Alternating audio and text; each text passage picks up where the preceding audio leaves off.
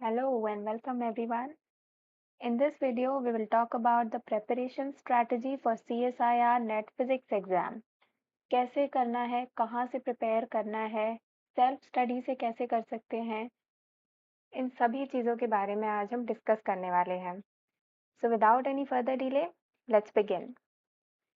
Exam का basic format pattern आपको पता ही होगा. टोटल 75 क्वेश्चंस आते हैं. पार्ट ए में 20 क्वेश्चंस आते हैं जिनमें से मैक्सिमम 15 क्वेश्चन आपको अटेम्प्ट करने हैं. पार्ट बी में 25 क्वेश्चंस आते हैं जिनमें से 20 क्वेश्चंस अटेम्प्ट करने हैं. पार्ट सी में 30 क्वेश्चंस आते हैं जिनमें से आपको 20 क्वेश्चंस अटेम्प्ट करने हैं. एग्जाम में टोटल ये 9 सब्जेक्ट्स हैं.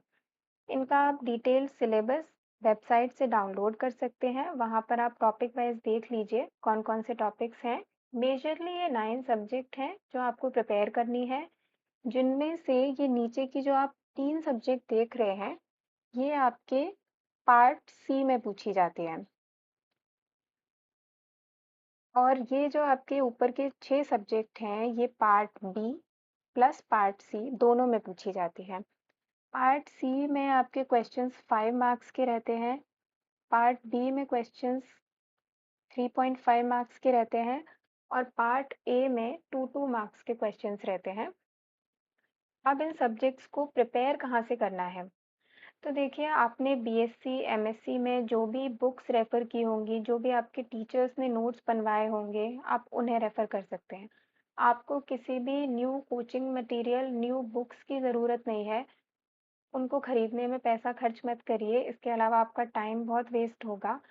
जो भी आपने पहले पढ़ा है, आप उसी से रिवाइज़ कर सकते हैं, क्योंकि ये जो थ्योरी वाला पार्ट है, ये केवल 40% आपके काम आएगा, बाकी 60% आपको न्यूमेरिकल क्वेश्चंस की प्रैक्टिस करनी है. थ्योरी आप कहीं से भी एक बेसिक अंडरस्टैंडिंग ले सकते हैं. उसके लिए अगर आप कोई सब्जेक्ट आपका वीक है, समझ में नहीं आ रहा है, तो आप यूट्यूब की हेल्प ले सकते हैं. यूट्यूब पर टीचर्स ने काफ़ी सब्जेक्ट्स को पढ़ाया हुआ है, आप उन्हें देख सकते हैं. बाकी I will recommend here some of the standard books जिनकी आप हेल्प ले सकते हैं.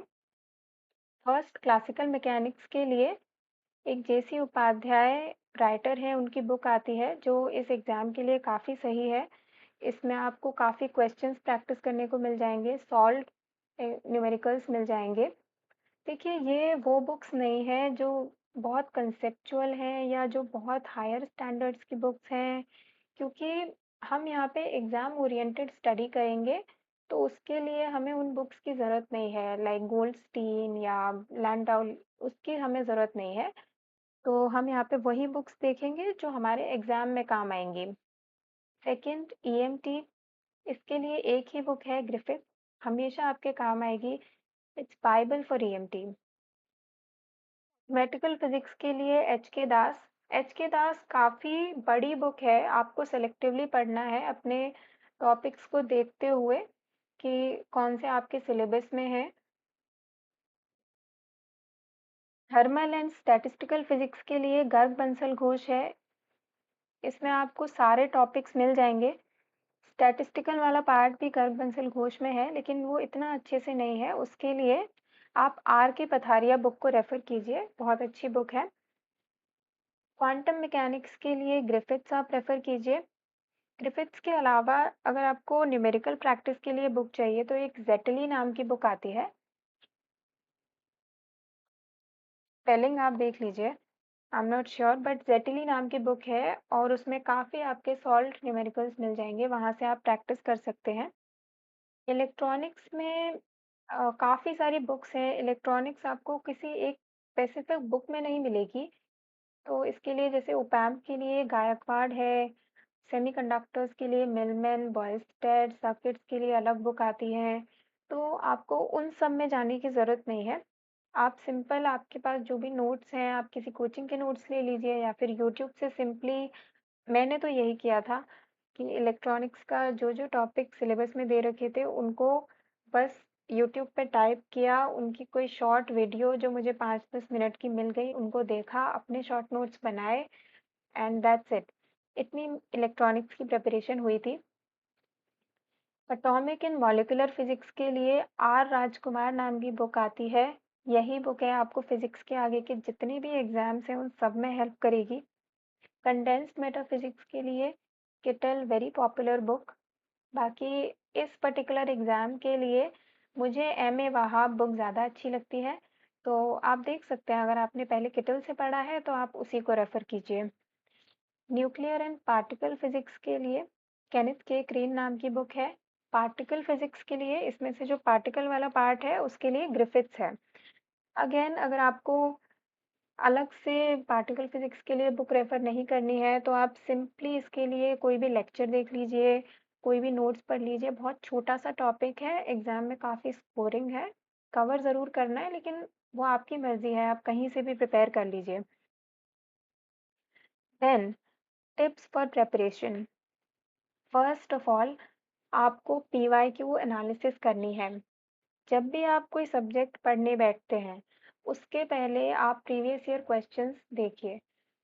उससे आपको समझ में आएगा कि एग्जाम में कैसे क्वेश्चंस पूछे जा रहे हैं, क्योंकि इससे आप एग्जाम ओरिएंटेड अच्छे से स्टडी कर पाएंगे कि जो भी आपने बुक ली है उसमें से आपको किस तरीके से पढ़ना है, कौन सी चीज़ें छोड़नी है, कौन सी चीज़ें आपको ढंग से पढ़नी है, वो सब चीज़ें समझ में आएंगी। और एक बार जब आप उस सब्जेक्ट को पढ़ लेते हैं उसके बाद आप वापस से उसके नेट के प्रीवियस ईयर देखिए, उनको अच्छे से सॉल्व कीजिए।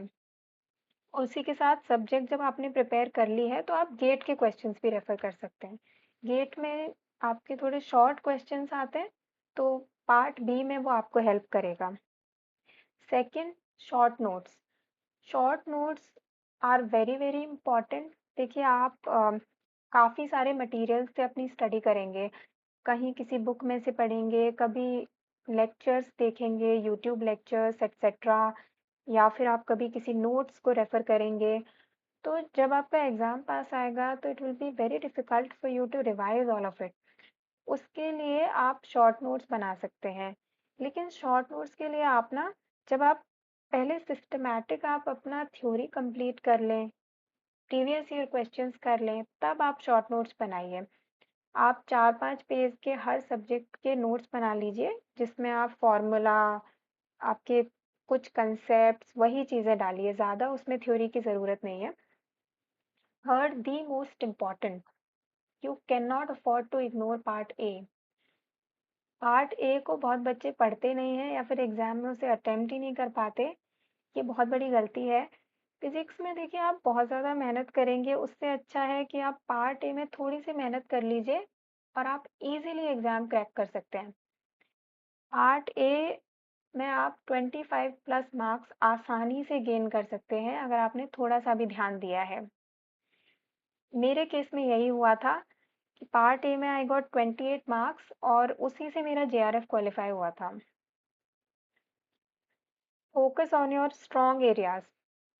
देखिए सिलेबस इतना वास्ट है और किसी के लिए भी पॉसिबल नहीं है कि वो हर टॉपिक हर सब्जेक्ट का करके जा सके। और क्योंकि इस एग्ज़ाम का पैटर्न भी ऐसा है कि आपको सारे क्वेश्चंस करने भी नहीं हैं। पार्ट सी में अगर 20 क्वेश्चंस आ रहे हैं तो आपको 15 ही अटेम्प्ट करने हैं। तो इट्स योर चॉइस, अगर आप कोई भी एक दो सब्जेक्ट छोड़कर भी जाना चाहते हैं तो कोई दिक्कत वाली बात नहीं है। आपको जो सब्जेक्ट अच्छी लगती हैं, जो आपके स्ट्रॉन्ग एरियाज हैं, उन पे ज़्यादा फोकस कीजिए। जो आपकी वीक चीज़ें हैं आप उन पे वर्क कर सकते हैं, लेकिन अगर कोई बहुत ही ज़्यादा डिफ़िकल्ट आपको कोई चीज़ लगती है तो जस्ट लीव इट, आगे बढ़िए। From my own experience I will recommend you to focus on these subjects. बाकी आपकी मर्ज़ी है जो भी आपको अच्छा लगता है। मैं इसलिए रिकमेंड कर रही हूँ, ये सब्जेक्ट काफ़ी पढ़ने में ईजी होती हैं और एग्ज़ाम में काफ़ी स्कोरिंग है। एग्ज़ाम में एक्यूरेसी अच्छी बनती है क्योंकि इनमें डाउट के चांसेस कम होते हैं। न्यूक्लियर एंड पार्टिकल फिजिक्स बहुत इजी क्वेश्चंस आते हैं, आप आसानी से इनको कर सकते हैं। Atomic and molecular, statistical physics, quantum mechanics में आई अग्री, काफ़ी टिपिकल क्वेश्चंस भी कई बार आ जाते हैं लेकिन वो आपको छोड़ने हैं। आगे बढ़िए, ज़्यादा उनमें अपना टाइम वेस्ट नहीं करना है। Simple questions, perturbation theory related कुछ आ रहा है, वेव फंक्शन का कुछ आ रहा है, वो आपको अटेम्प्ट करना है। कंडेंस्ड मेटाफिजिक्स इसका थोड़ा वास्ट है, काफ़ी सारे टॉपिक्स हैं, लेकिन इसमें आप वही सेलेक्टिवली कर सकते हैं, जैसे reciprocal lattice, Bravais lattice, semiconductors, superconductor, Hall effect, इनसे काफ़ी रिपीटेडली क्वेश्चंस पूछे जाते हैं, तो ये आपको अच्छे से करके जाने हैं। देन मैथमेटिकल फिजिक्स, इसमें हर साल कॉची रेजिड्यू से क्वेश्चन आता है। इस तरीके के आप एनालिसिस से आप कर सकते हैं कि जिनमें से बार बार क्वेश्चंस पूछे जा रहे हैं वो तो आपको करना ही करना है। Then very important, revision. आप कितना भी पढ़ लीजिए, सब कुछ याद नहीं रहता है, उसके लिए आप लास्ट के 1 मंथ में अपने शॉर्ट नोट्स को रिवाइज कीजिए। शॉर्ट नोट्स इसीलिए बनाने हैं जिससे आप अच्छे से रिवाइज कर सकें। Revise at least 3 times. इससे आपकी एक्यूरेसी अच्छी बनेगी, एग्जाम में आपकी स्पीड बढ़ेगी, और अगर आपकी स्पीड बढ़ेगी आप ज़्यादा से ज़्यादा क्वेश्चंस अटेम्प्ट करेंगे and you have more chances of qualifying this exam. Lastly, अगर आपके पास टाइम बचता है, दिस इज ऑप्शनल, आप मॉक टेस्ट लगा सकते हैं। मॉक टेस्ट लगाने से आपको पता चलेगा कि आप कहाँ पे गलती कर रहे हैं, आपकी स्पीड बढ़ेगी, एग्जाम को आपको कैसे अटेम्प्ट करना है वो तरीका समझ में आएगा, और आपको ज़्यादा से ज़्यादा क्वेश्चंस प्रैक्टिस करने को मिलेंगे, तो आप ये भी कर सकते हैं। Then moving on to how to attempt the paper. During those 3 hours, how will you attempt the paper? I am telling you from my personal experience, आप अपना कर सकते हैं। मैंने पहले पार्ट ए अटेम्प्ट किया था and this helped me very much. Part A को पहले अटेम्प्ट करने का फ़ायदा ये रहता है कि आप शुरू के 20-25 मिनट में ही अपने अराउंड 30 मार्क्स गेन कर लेते हैं। उसके बाद आपको 60-70 मार्क्स और लाने हैं और आपका जेआरएफ क्वालिफाई हो जाएगा। अगर आप पहले part B and C attempt करते हैं तो कई बार ये होता है कि आपको पार्ट ए अटेम्प्ट करने का टाइम ही नहीं बचता, क्योंकि फिजिक्स में इतने क्वेश्चंस होते हैं, कुछ टाइम टेकिंग भी होते हैं, तो आपके पास टाइम ही नहीं रहता। तो इट इज़ एडवाइजेबल अगर आप पहले पार्ट ए अटेम्प्ट कीजिए और बाकी के आप 2.5 घंटे में पार्ट बी एंड सी वो अटेम्प्ट कर सकते हैं।